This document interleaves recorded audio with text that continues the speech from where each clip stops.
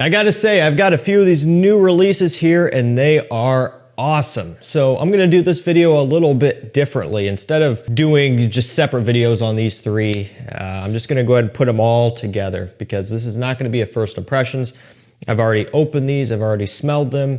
I've even had a chance to wear a couple of them. So, you know, it's just not the traditional get the new scent in, try it on camera live. Didn't work out with these. I've got some more new releases coming in and some that are already in that will be featured separately in a different video. Maybe those will be first impressions, maybe not. We'll just have to see how it works out. But these three in particular are incredible. They are really, really good. Way better than I thought they would be. And yes, I know we're in the era of elixirs and just flankers left, right, and center, but I guess accepting that is the first step. And well, that's kind of how it's been for a while now anyway. Really though, with the way some of these have been, the improvements are warmly welcomed in my opinion.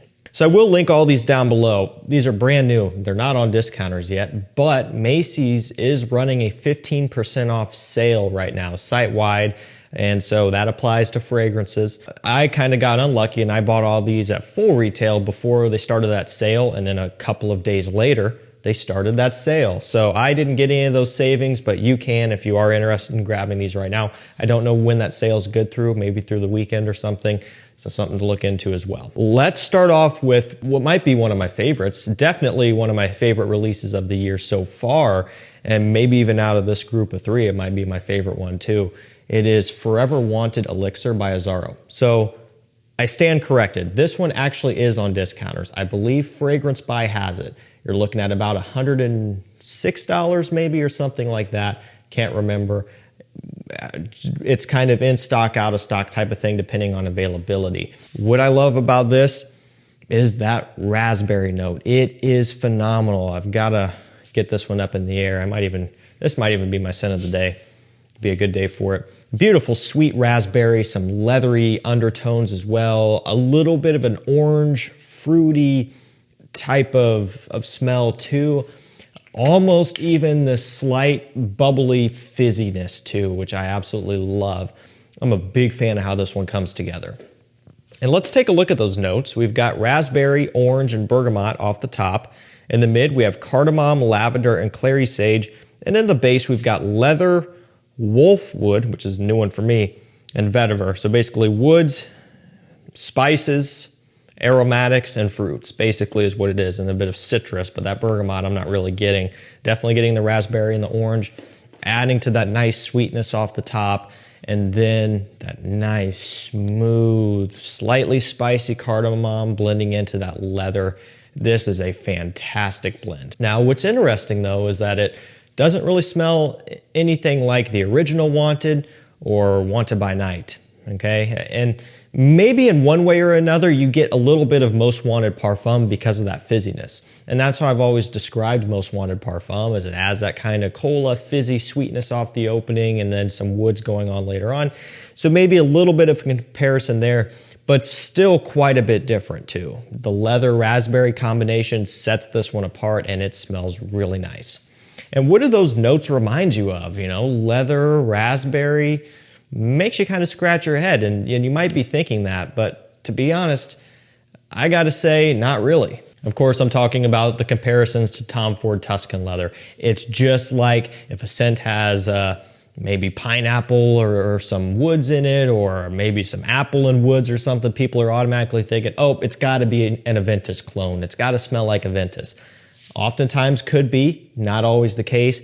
Same thing with here. You know, you're seeing those notes, and it was definitely popularized in Tuscan leather, that raspberry leather combination, but it doesn't smell like Tuscan leather really at all to me. Tuscan leather is in a completely different category, worlds apart as far as being way more strong, way more leathery, way more, you know, less designer friendly, essentially, I guess is the better way to word that. If we look at what else it's compared to, I mean, I already covered Tuscan leather. Ombre leather, again, no, ombre leather doesn't have any of the fruitiness. It has more of a violet leaf freshness, not the case.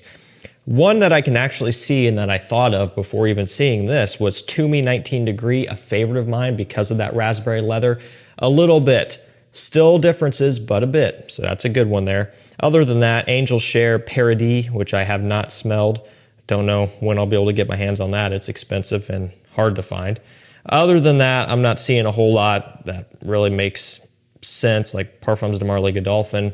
Again, people see leather and they make that conclusion. Just isn't the case. I'm not saying that this is 100% original, but it's also not that cut and dry either. Really, really good release. This stuff is great. Definitely check it out. Okay, next up, which is probably my, it might be my second favorite. So I guess we're going in order in terms of the way that we're referencing these in this video, is the new Y Le Parfum 2025. Get a look at that bottle. This camera lighting is not really going to do a whole lot of justice because it kind of looks just like the Le Parfum on camera because it looks black, right? That's how the Le Parfum is. There's a very, very slight tint of a deep blue hue to this one. I'm doing my best to capture it, but it's hard. It's more, you can pick up on it easier in person. On camera, maybe not so much.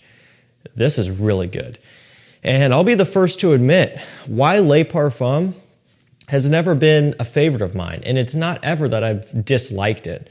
It's just that I always had the Eau de Parfum, which honestly performed a little bit better and just did everything I needed it to do.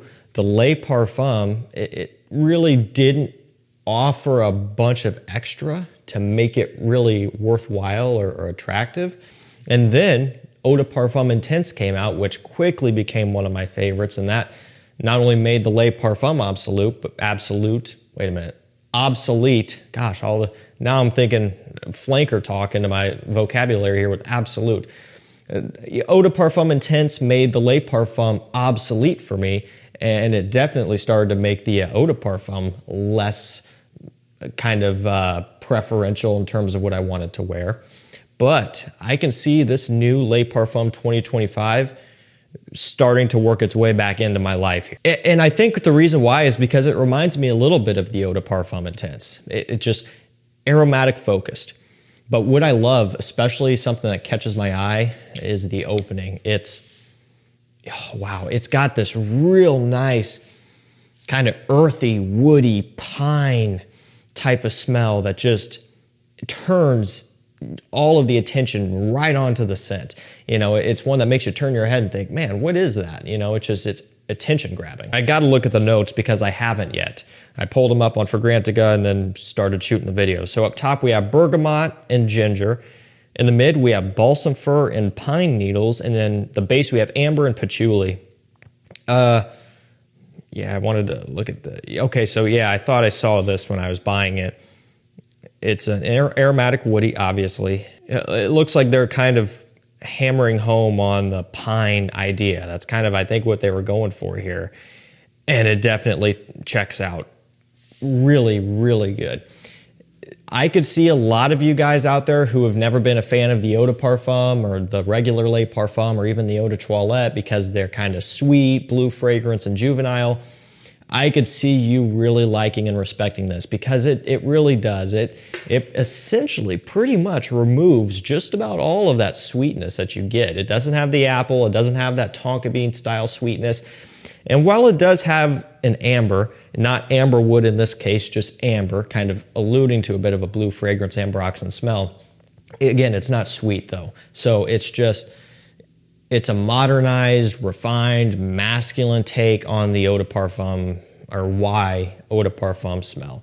Not that the Eau de Parfum is not modern, but it's evolving with the times because we're getting further and further into this idea of fresh aromatics now. We're kind of, you know, the sweet fragrances are still in full force, but this type of scent style is becoming more and more common. This is great. I love it. I am excited about this one. Again, you know, it's going to be to the point, I think, where I'm not going to be wearing the Eau de Parfum that much, not going to be wearing the old Le Parfum all that often. I think I could easily see this summer Y Eau de Parfum Intense and Le Parfum 2025 being two of my go-tos within this line, and I'm probably not going to be touching much of anything else within this line. So really good stuff. This one's pricey at retail. I can't remember what it is. I think it's $180 retail for 100 ml, which is pricey, right? No way around that. But there's a little bit of a discount right now. And if nothing else, give it a few months, a few solid good months. I would say by the time summer's in full force, this one should be at discounters for a pretty reasonable price. Okay, the last one we're going to be covering today, let's get my notes pulled up because I haven't looked at those yet either.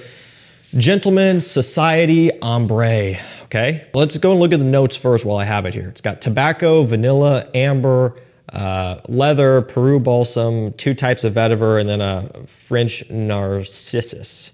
I never know how to say that right, so I saved it for last. It's a white floral, it looks like. I've seen that before. I don't really, not an expert on that one. I have smelled it a little bit, and I do like it. Now, as far as where it stacks up against the rest of the societies, the original, not a fan of. It just never really did much for me. Not that it's bad, it's just it wasn't that exciting. Okay. Society Extreme, better, a lot better. Real nice coffee note in that one. Big improvement. With this one here, Tobacco Vanilla, you know what it reminds me of? And this is very base level, but it has like a tobacco vanille smell. I've got to look and see if other people are saying that too. Not yet. Let's see. So we've got Society Extreme, Dior Homme 2025, or Dior Homme Parfum 2025. Don't think it smells like either of those really. Hugo Boss Bottled Absolute. I don't think it smells like that either. I got to spray this one again and see. Yeah, you know, it's interesting, that combination that they have here, the florals, the sweetness. See, people are throwing iris in here, Dior Homme, what is that, the Parfum, the regular one? No, I don't think it smells like that at all. Mystery Tobacco, I don't really think so either. No tobacco vanille, that surprises me because it has this kind of spiciness with the tobacco and vanilla and of course the amber. No dried fruits or anything like that, but even just a little bit of a leathery woodiness going on, which reminds me of that a little. Not a clone, not shockingly similar, but that kind of gives you an idea of maybe where this one could sit a little bit. Definitely fall and winter leaning. Same with the Wanted that we covered first off. So these might be a little bit out of season right now. I think this one smells really nice. It's better than the first Society. It's too soon to say as far as if I like it better than the Extreme. Don't know yet. Time will tell. But I do enjoy it. But out of the 3 that we've covered, it would be ranking at the end. Man, I've got to say, you know, and it's not often that I get excited about a lot of these new releases because a lot of them smell the same. I end up buying them all anyway, usually at full retail, and then it's kind of this feeling of regret where it's like, did I really spend $200 on this?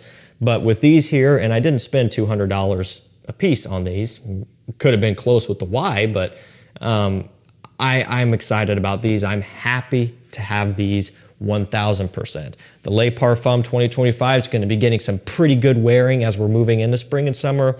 You know, the Wanted kind of didn't come out at the best time for us. I'm sure I'll probably try to sneak it on in some summer evening events or wearings or something, or just inside, right? Doesn't matter. But man, the 2 of these are incredible and it made this haul worth it. Let me know. First off, let me know how you like this style. Instead of doing a first impressions, me opening them off camera, maybe trying them a little bit and then throwing them in a video together and talking about them all at once, a few new releases, or do you just want me to go back to doing the standard first impressions? Let me know. The other thing I want to hear from is if you've tried any of these yet, or not just these, but any of the other new releases. Let me know what you think. Is this year going to be a good year, or are we going to have a bunch of misses? I don't know. From what I've tried here, these couple, I'm feeling pretty optimistic about what's on the horizon here. Again, I will link these down below. Again, not maybe one on discounters, but the rest is going to be retail, but there's a sale going on. Thank you guys so much for watching. Stay safe, stay healthy. We'll see you tomorrow with another one. Take care.